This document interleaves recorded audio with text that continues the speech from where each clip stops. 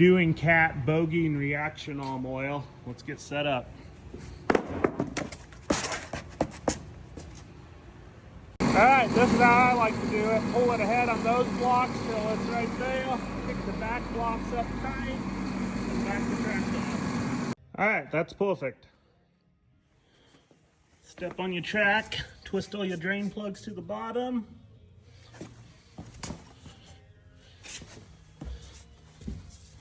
Crawl inside, do the same thing. A little tough on the inside, of course. Those front ones will suck to do because you either have to get in and out of the cab about 50 times to check alignment, or just take the bolts off, but then you have to replace the seal usually. Same with the back ones. They'll tailable because you have to get out of the cab so many times. And as always, never forget your duct tape. Don't get stuck in your beard hair, either that hurts. These caps are awesome because they have a sight glass drain plug, so you just have to drain them. Every 2 years I take this off, then you have to replace the seal, but I check torque spec on the bearings in here, make sure they're good. They say you're supposed to do it every year, but I don't. I think that's pointless. We've only lost two Bogie wheels, I guess, on cats ever, and that was just because the seal in the back went bad and the operator never caught it, which it's tough to do in season. And that had 13,000 hours on it.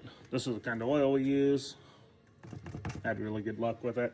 Another trick, if your plug, oh, that one came loose. Fuck. Normally these plugs stick in. Let's try it again. Okay, that's more like it. So that sticks. Generally, I use a piece of steel set on here, but you smack those flat face plugs with the hammer. Wow, I suck. Trying to do this one-handed. That looks good. The plugs you can take right out then, if you have a sticky one that's a flat face. Ooh, that oil looks pretty bad though. Little rinse out with brake clean.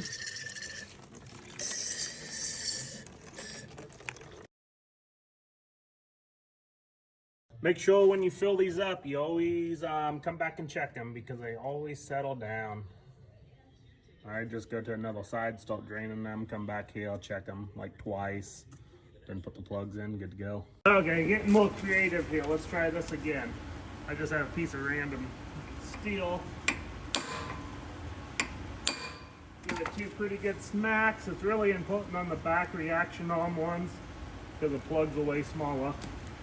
I didn't hardly have to hit that. Came right out. Makes a huge difference on these flat face plugs, this style. One last thing here, when you do the reaction arm oil on this, you need the plug straight up and down, of course. I put duct tape along this little edge so it doesn't run all over my rims. I pull the top plug first because there's a little bit of pressure in it, then the bottom plug, let it drain out, brake clean. And then when I go to refill them, I like to have it at an angle, a little bit of an angle, and I fill the bottom plug till it runs out of the top plug, filling it slow so it has time to equalize in there. I just have a piece of brake line on this that fits in the hole perfectly so it doesn't leak. Then I put the top plug in, pull that out quick, and then put the bottom plug in. Had really good luck with it doing that way, overfilling them a little bit. We have never had one go out so far.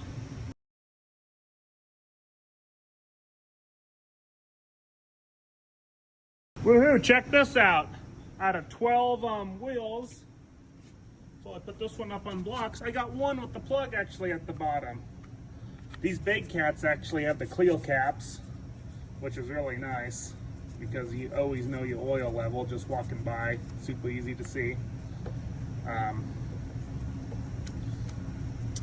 Don't have them on that little cat because the caps stick out past the track, so if you hit a rock, it's gonna obviously damage your cap.